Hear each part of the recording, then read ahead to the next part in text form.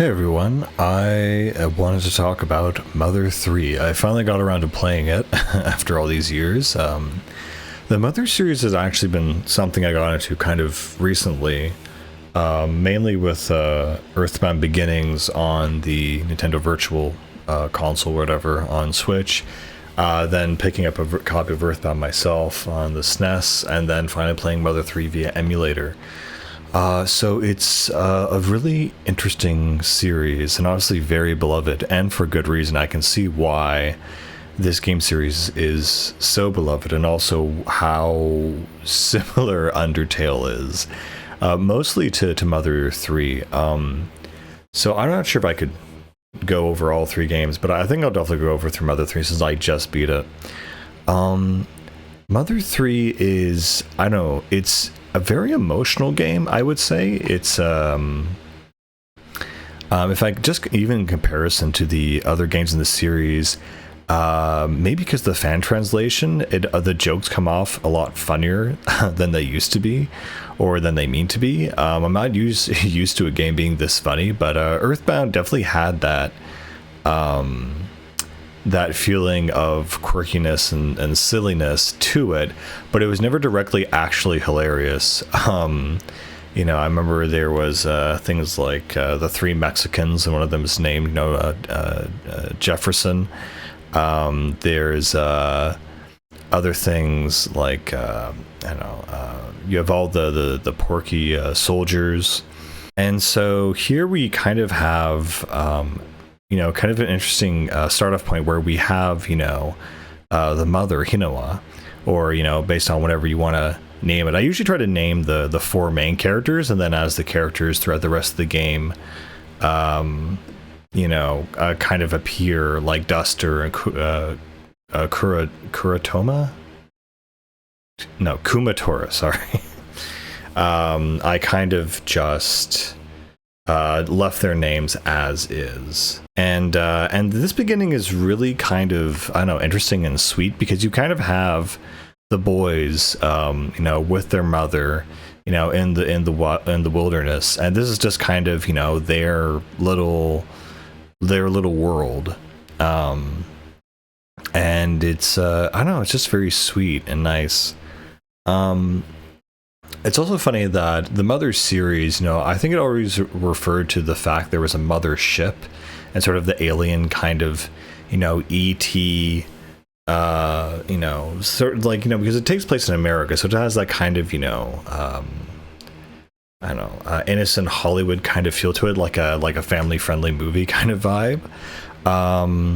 But Mother 3 is able to kind of balance it out with obviously a lot of tragedy and other wackiness and weird things like that. Like, I was surprised that there were no starmen in this game, and not really a lot of aliens, but still a lot of really weird, quirky creatures. And there actually is a lore reason for that, shockingly, which I found is very interesting. But Lucas and Klaus are very, very fun, interesting characters, and even the sprite art really lends itself to this game. I know this was originally being developed on the N64, and from the demo I think that everyone's seen of it, and the beta version, it does not look as soulful as it does here. And I think saving it, importing it, and remaking it on the DS is a much better example, or better idea.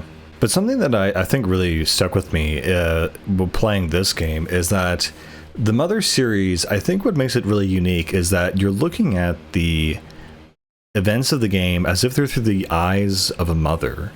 And so you have all of these cute, quirky little, isms and, habits that these little characters and creatures have. And they're just these little weird things that are kind of charming and loving, and they're made with such a loving eye that you can't help but, fall in love with them, even if they're bad or cynical. Even the pig troops, or the pig masks rather, they kind of have a quirkiness to themselves. There's even that one guy who ends up After one of the gypsies fades away, he ends up taking care of her rabbits because he feels bad for them. It also has a lot. This game has a lot of dialogue where it just blatantly breaks the fourth wall. It'll have things like, oh, I'm the game saving frog. What's saving, you ask? I'm not sure myself, but I can do it. It's that kind of dialogue that where the game itself is it's making fun of itself, and it's kind of self-aware. And I think there's kind of a struggle, or not a struggle, but when someone says a game is funny or it has well-written dialogue, today that means that, like, I'd say modern games have probably the worst written dialogue ever.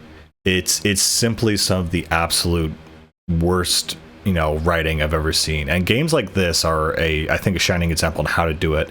And again, I don't know how much of that is influenced by the fact that this is a fan translation that is actually so good that Nintendo hasn't DMCA'd it yet. I don't know, the characters are so blatant in their nature, and they just keep everything they say succinct. You'll find like a little cricket by the side of the road, and he'll say something like, I'm building a business empire. You'll just say these things that are just like, okay, like, you do you. And I think what bad game writing looks like is when you have to, like, when there's too much dialogue and you have to over-explain a joke or something. I think one rule that I definitely go by is the pun rule, that you basically do not use any puns whatsoever. And if you do ever use a pun, you kind of over-explain it and make it intentionally bad or funny by how bad it is. And I think that actually does happen in this game, literally with Alec, as you're going through some swamp or sewer or something. He keeps making puns to Flint. I love this intro section. It's so comfy. There's no other word for it. It's the comfiest beginning to a game I've ever experienced. We're in this little town, or this little village up in the mountains, and just two boys playing around. I don't know, there's something extremely wholesome about it. And of course that's used in leverage to the next few scenes of the game. The scope of the game is also really interesting because it's padded out into roughly 8 acts, and them trying to do this kind of game on the N64 is just way too much. I can see why development halted, and they realized, okay, there's no way we're going to be able to do everything we wanted to. My overall feeling on the game is I feel like the pacing in the beginning is really good, but again, it feels bogged down in the middle part. It's like, okay, and then it kind of picks up later when the needles are introduced, and then that's kind of like, okay, this is the end game thing, and we have kind of a clear-ish antagonist. It's really weird because Porky, like, he's not introduced until like the very end of the game, and it's very obvious from Earthbound. Anyone who played Earthbound, and anyone who's played Mother 3 has definitely played Earthbound. It's very obvious that Porky is in the game, and is the signs of his like a little empire everywhere. But you don't meet him until like the very end. And even then, the Masked Man, it's kind of like, okay, that's like, a big rival. But again, he's kind of intermittent in between different places and scenarios. Another really interesting thing that I just thought, I've never seen this before in a game or an RPG, is that in the first half of the game, it's really interesting how there's no money system, and it's only until literally the capitalist pigs arrive and give everyone televisions and all this stuff in exchange for money, or DP, which I think stands for Dragon Points, which I never understood why. It doesn't make sense to me, but once money is introduced, you kind of see how everyone starts stop having a community sense or vibe. They stop kind of interacting, and they kind of stay in their homes all day. And then by the end of the game, everyone moves from the small town to the big city, and they take all their selfish little items with them, and the town is empty, and you really feel like really sad. I don't know, I think it did affect me as much as it did, but when the town is empty, it's like you felt like people have lost a sense of their identity, and it's been taken over by capitalism. And I'm not I don't want to get into that kind of political argument, but like I was kind of like, yeah, wow, I actually feel this. And it was kind of sad. And of course they all get to the big city and they're like, I don't know why I came here. There's all these bright lights, but there's all this stuff to do, but it feels overwhelming and I don't like it.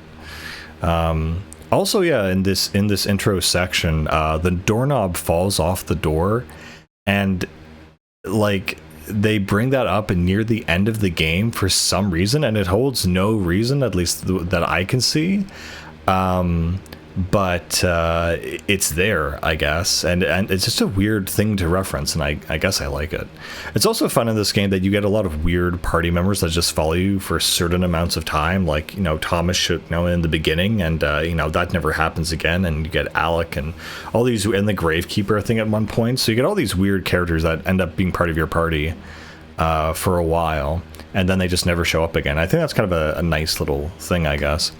But yeah, what I was saying earlier, the fact that everything is seen through the eyes of the mother, you could do a little, game theory here where it's actually all being seen through the eyes of Hinawa, the mother of the literal mother of the game from heaven, because later she, plays a pretty pivotal role in the story. Her spirit basically comes back and saves the day. But I like to imagine that everything that you're experiencing is through her eyes. I don't know why, it just makes sense to me. The silly little art style, even the villains are, I wouldn't say redeemable, but you kind of the villains aren't these one-sided evil people. They're kind of just as flawed and as buffoonish and as quirky and odd as the normal characters in the game. And again, we're already seeing not references but patterns that we will see in Undertale later. The fact that the enemies that you fight are real people too, that they have qualities and characteristics that are as endearing and fun as the other NPCs. And it's funny because, of course, the main draw of Undertale and doing a pacifist run or whatever is, you get to see that dialogue. Once you kill that character, you will no longer have their dialogue and access to their soul. I don't know, that makes sense to me. This is another funny thing. They ask for the name of the player playing this game, and of course you put in your name. And it's funny that they ask you to put in your name again in this game, because I don't think it comes up ever again. I think maybe once, but in Earthbound, the name of the player was actually extremely important. What also really impressed me about this game is not only are the iconic, screens and backdrops for all the enemy characters back, but the variety of music in this game is really stunning. I would say music plays a huge part in this game. And, along with the backgrounds telling you what kind of enemy it is, like, I swear, there's a different background for every single enemy and, like, combination of enemies in the game, along with a different music setting, or it's different OST. Depending if you got one enemy, two enemies, a certain type of enemy. And it really lets you know exactly what kind of strategy to use, what to expect, what kind of enemy you're fighting, all things like that. And I think the other thing that is, again, the small details that really stand out are things like, I swear, every time, I don't know, sure, it's every time you hit someone with a different party member or they hit you, there's a distinct sound effect for when they do that. It's, I don't know, that it's just crazy to me. If someone does a different, and I think it's the different attacks too. So if an enemy hit you, it'll make like a bonk sound, but if it does a combo move, it'll make a different kind of sound. So I was really, really impressed by the sheer amount of just sound effects in this game, and sound design is just unbelievably good. It also was cool to see the different kinds of food return. And of course, I forgot at the beginning of the game, not only do you name, of course, the first four main characters, but you also name your favorite thing and your favorite burger. sorry, your favorite food. Of course, I named mine burger.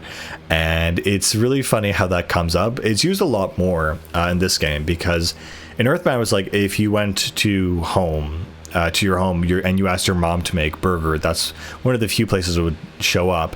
But here it shows up a lot of other places. So, for example, there's this one part where you go on a hallucinatory drug trip through the jungle, and you say you see rotted, spoiled burger everywhere, and then you find other NPCs that say, "Oh, my favorite food is burger," and things like this. And it's I don't know, it's an underutilized thing where you ask a random question at the beginning of the game and it turns into something somewhat comedic later on in the game. Of course, for your favorite thing, that becomes your PK power. I think it's supposed to be called PK Cross. That's the official title of the thing. It's funny, and I was actually talking to someone else about this because they were curious because they never played the Mother series, but they know, of course, everyone knows Ness and Lucas from Smash Brothers, so they're curious. Oh, so how closely resembling are Ness and Lucas's movesets? And honestly, it's weird, right? Because in, I think, both cases, Ness and Lucas, they have like PK Cross or whatever, and then PK Flash, and that's it. So this whole PK Lightning, PK Fire, PK Ice, none of that is actually used by them. It's used by their other party members, and it's kind of a weird, shocking thing. You're like, oh wow, I actually didn't realize this. I mean, it makes sense that eventually Ness and Lucas could learn those powers, but they don't have them in the game at all, which is really weird. Because if they ever do introduce characters like Kumatora or Pooh, for example, from Earthbound, they would have those powers too, and then you'd have to figure out, okay, well, how do you differentiate this? But yeah, on that point, in terms of just bringing characters to Smash, I really think that a low-hanging fruit is definitely Porky from the Earthbound series. I think Porky and his mech, they can get Ridley fit, and I know this is all, never ever gonna happen. Little dreams of Smash characters, and I think Smash is kind of done at this point. Even after Ultimate, I don't think they can get the rights to all the characters again and all that stuff. But I think Porky would make a good addition. He would make sense. He's a pretty good villain. Also, another thing that I liked in this game was the dash mechanic. It was really great to get around really quickly, but I kind of felt it was a little bit underutilized, like the amount of times where you had to bump into something intentionally really only happened the first chapter or so, and you really didn't have to use it again to the very end, where you had to bump a construction worker off a beam so he'd make a bridge for you. Silly stuff like that. So I kind of wish they used that more, I suppose. Also, it's interesting, this game came out 2006, and I think Brawl came out either that year or 2007, I want to say. And so it's interesting how this niche DS Japan only game has so much content in Brawl, and it never came to the West. So the fact Lucas is even in the game, to me, is shocking. Because after playing this, I was like, oh, this is one of Nintendo's niche titles, he'll never get in. But it's like, oh yeah, he's always been there. Besides Lucas, New Pork City, not only is that, the last level in this game, I would have never, ever imagined they'd add a game from a Japanese-only DS title of the last level into Brawl. It's just crazy to me to see that, and it's so endearing too. It's cool. It's really, really cool. Oh, and again, yeah, even on Lucas's moveset, the rope snake, that's not even something he uses. That's what Duster uses, and it's only for literally 2 puzzles in the castle, and then he becomes a comic relief character for the fact that you don't use him or can't use him for the rest of the game. It's funny. So all of Lucas's stuff, the only thing that's really canon to Lucas is PK Cross and his stick that he uses. I guess it makes sense to me that he'd use a stick. I don't know why. I mean, it makes sense that Ness would use a stick. It's a very, American kind of icon. But I know Lucas using a stick just feels kind of bland. I don't know. It's like caveman. Like, ooh, me use stick. I don't know. I feel like Lucas would use something weird, like a yo-yo, like Ness, or like I don't know, something just, I don't know, unexpected or something. A stick just seems so lame to me, but it's funny. And of course, you get a baseball bat by the end of the game, so it doesn't really matter. And of course, you know, Kuma uses gloves to fight, and I don't know, she just like, Kuma's a total like a Tifa character. Not only is she skilled in hand-to-hand combat, but she can use all the magic or fire spells and whatever. Yeah. And then you have Duster, who uses kicks and stuff.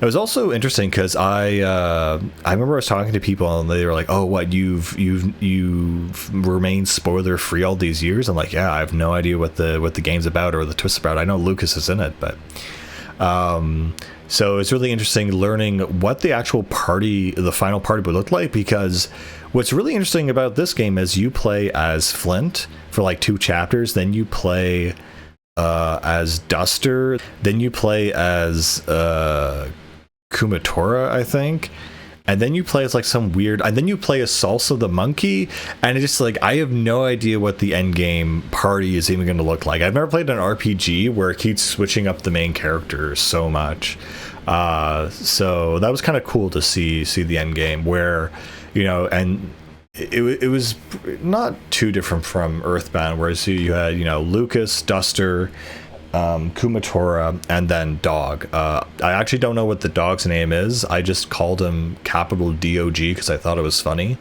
It turns out his name is actually Dog. I'll have to look that up after this, but but I just did not care. I mean, he's the dog. Everyone knows him. He's Dog, the dog. Yeah. And it was really cool how it worked differently, how Dog was basically my main support class, where I gave him all the items.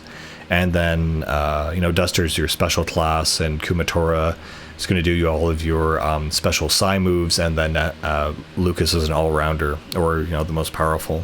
And yeah, so the story. I guess one thing that I'm not sure how to feel about, I don't know, is the Magypsies. So the Magypsies are, you know, strange. They're this race of almost millennia-old immortal fairies that look like men who dress as women.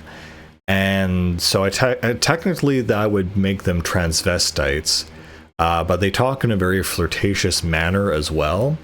And you know, and Lucas meets one, and they meet at a hot spring, and after the hot spring and something off screen happens, Lucas suddenly has psi powers. I'm just like, all right, this is interesting. You know, so it's weird because at first I wasn't sure how I felt about the Magypsies, but I think, I mean, there's a lot of very emotional stories in this game, and I think a lot of people really think about, obviously, Lucas's mom and what happens to her in the first chapter. I really don't know if I should spoil it or not, because I mean, it's been out for 20 years, but again, it's something, you know, I don't think I have to say it, but you know, there's so Lucas's mom, you know, there's that tragedy, and then there's Salsa the monkey, and there's that tragedy. No, it's not really a tragedy, but it's sad, you know. In fact, I think they use that in the marketing. I saw like an Earthbound commercial, a Mother 3 commercial, and it was just literally an interview with this lady in almost black and white, and they were like, "Oh, the game is so funny but also so sad," and she's like, "I felt sad for the monkey." I'm like, okay, if that's how you want to do the commercial, by just interviewing a random lady about it, I mean, it makes sense, but they obviously wanted to highlight that, I guess. But for me, I was really shocked by the final Magypsy. I think her name is Leorca or something, the one that quote unquote betrays them, and who its real identity actually is that actually affected me a lot. I was like, wow. And it's at the very end of the game, and so maybe people will forget it, or they never got to that part. But that final Magypsy is,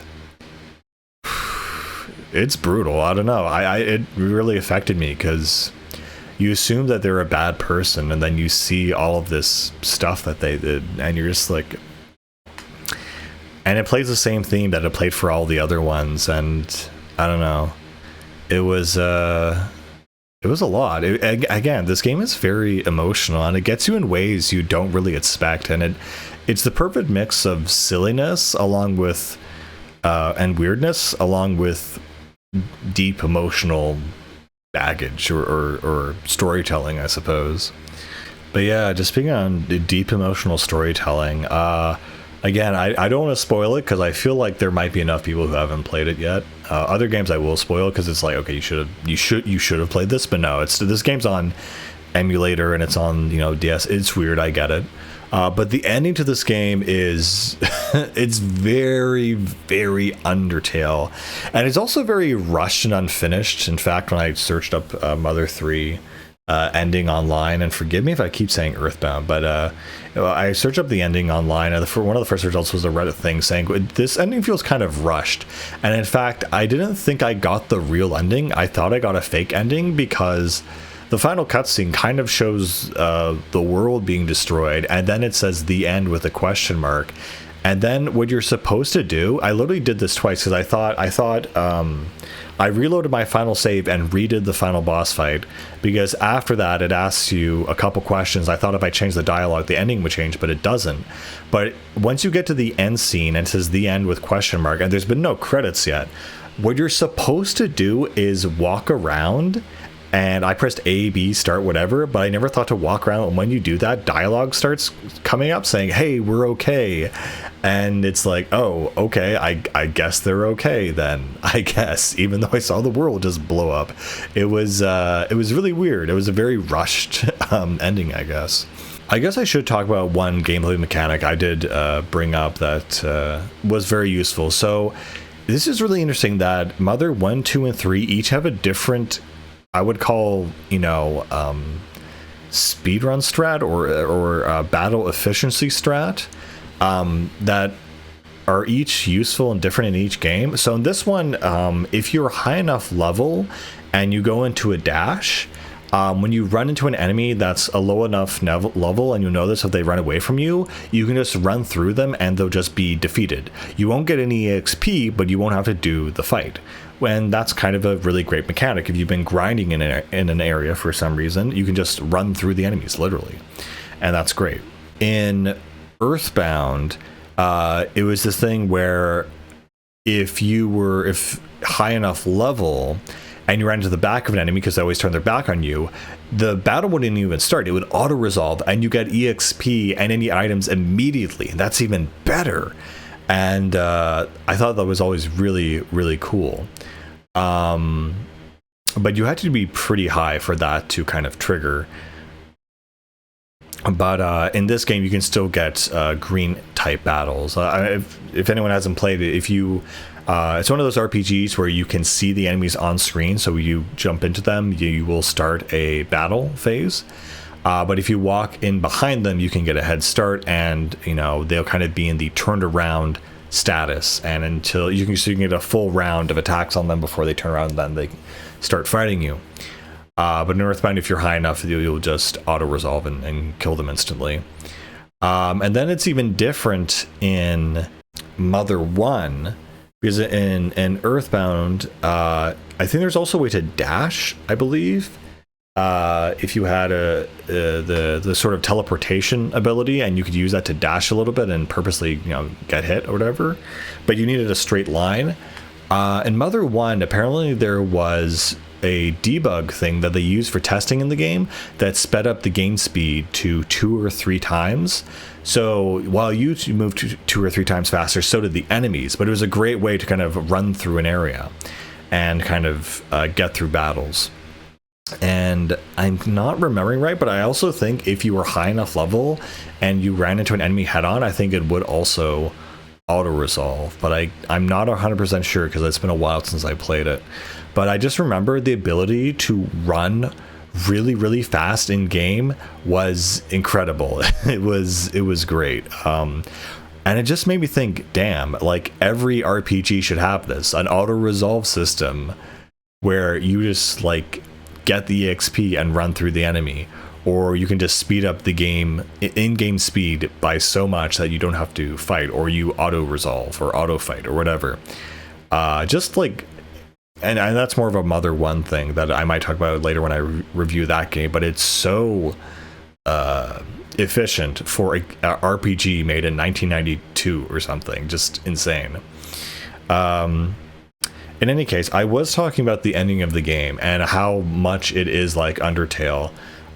So it's not the ending itself, but the final boss fight is very Undertale. It was just missing, like, I don't know. I love how Undertale does have this thing where it'll like remove and take away menu items or whatever, so that you have a totally different mindset of what you have to choose. So that thing still happens at the end of the game, but it doesn't require any player input. As long as you stay alive, the final boss fight actually is not hard at all. You basically just have to heal. It's almost a more ceremonial thing. And it tells, kind of the end of the story. And of course, I'm not going to spoil it, but it's very, very emotional. Like it got me more than I thought it would. And everyone knew, you kind of know the twist is coming, near the end of the game. You kind of figure out what's up. But I was like, wow, this actually hit me. And that kind of theme, the fact of rivals becoming friends, or people being saved through remembering who they are and becoming their true self, that's something that very much inspires Earthbound. It's like Undertale does really feel like a direct sequel to Mother 3. God, did I say Earthbound again? I need to stop. It's so confusing. Maybe I just bite the bullet and call it Mother 2. I think another thing that, of course, attracts people about this game series is how it's a mythological version of mundane situations. These are just normal, simple people with their own quirks and whatever, but it's done in a way that, this is a RPG that takes place in America. It's modern day, and you're looking at normal, everyday, mundane things, but through a comical, a comical lens. But yeah, it's this game is all about, silly things, weird things, but then also having impact and having importance to the emotions of the characters and their struggles and their character development. And there's weird things here, like friggin' Duster using wall staples to create a ladder in the rock wall. Like, it just doesn't make any sense, but it doesn't have to, because it's the emotion behind it that's driving it. I don't know if I am able to break down exactly why certain things work in this game and why other things don't, but the whole Mother Undertale kind of vibe is something that I think is desperately, I would say, missing in games. I mean, it's a very emotional form of storytelling. You could argue it's overly emotional and overly reliant on that kind of storytelling style, but I really think that kind of casuality and silliness is really lacking from a very super serious atmosphere or industry. And I really think in general, games that can take themselves, they benefit from it. And it's really poking fun at yourself. And that happens all the time. I think my favorite thing in this game was there's this one area where you could obviously go down, and the text said, oh, there's a series of ants so small you can't see them. There's a series of ants here that are crossing the road. It'd be very awful if you were to step on them, so it's better you turn back. So they have some stupid... They know, like the developers know, there's going to be some stupid reason why you can't go into this area yet. And so they were thinking, well, we might as well be kind of upfront and, you know, direct to the player and just, you know, make up a stupid reason anyway. You know, if there's not a good reason we can think of for the player not to go here, we might as well make up a stupid scenario. And I just love that. It's so genuine. I love it. And maybe it's something I wouldn't have appreciated more after playing more games, but with a lot of experience of games, there's a lot of in-game humor and mechanical humor that I really do appreciate. And in general, when people do video game parodies, I really hate it when they do like a very, for lack of a better word, a normie perspective, you know, Mario and mushrooms, what if they're drugs? Like, oh my gosh. But game parodies that actually make fun of game mechanics, like when Mega 64 used to, you know, do parodies of games, it would always be about this one weird mechanic. Like Final Fantasy 12 was the fact that there was that one part where you had Von Yellow, I believe in Captain von Ronsenberg or whatever of the 13th Battalion or whatever it was. And they took that one mechanic and like, what if someone did this IRL? And that's, I think, what really is good humor. You're making fun of something, applying that context to something else where it doesn't make sense, and totally messing it up. But yeah, I think something that was an issue in other games was a lot of inventory management. Now you have like a designated guy to hold all your items. You know, leveling up works the same as the other games. It's just, you know, brighter, you know, but better animations, better colors, better sound design. It's everything about it is better. And I think E2 kind of said, you know, this is going to be the last one because I've kind of hit my stride or hit my peak, you know, with the game series at this point. And you know, to do any more would be kind of redundant. So I think it's great there's all these fan games coming out. There's one that started out as literally called Mother 4, and I think they rebranded to Oddity, and the last trailer we saw from them was in 2020, and God knows when it's coming out. But games like Undertale do exist and have been funded and created, and if one guy can make that, I think we'll see a lot more of these kinds of games, or games at least with this sense of humor or style or writing. And I think that's just a wonderful thing. There really needs to be more of these. I guess more just on the story and of the game itself. It's you know, there's a bunch of random weird things that happen. Like suddenly you're playing as this monkey. Like, why is this happening? And it's kind of like, as long as you can keep the player, I suppose, engaged in the direct you know, motivation for that character, I think it's fine, which is that he wants to save his monkey girlfriend. And I think it's like, okay, fine, sure, we're doing this now. And it's very funny. But yeah, Mother 3, it is an amazing game, very emotional, very long. Like, it took me 30-ish hours, a little bit above that. So it's a full JRPG. I really can't recommend it enough. Very emotional, very well made, very fun, and I cannot wait to see a bunch of fan sequels, because we're obviously not getting a sequel or a localization of this game. And in that case, I was on that note, I was scared of playing this via emulator. Not scared, but I was like, I don't know what's involved. I literally downloaded it in literally 10 minutes and it started working. So you can go play it right now, and you should, because it's never coming out otherwise. Yeah, I think that's all I have to say for it, and I will see you guys later. Bye.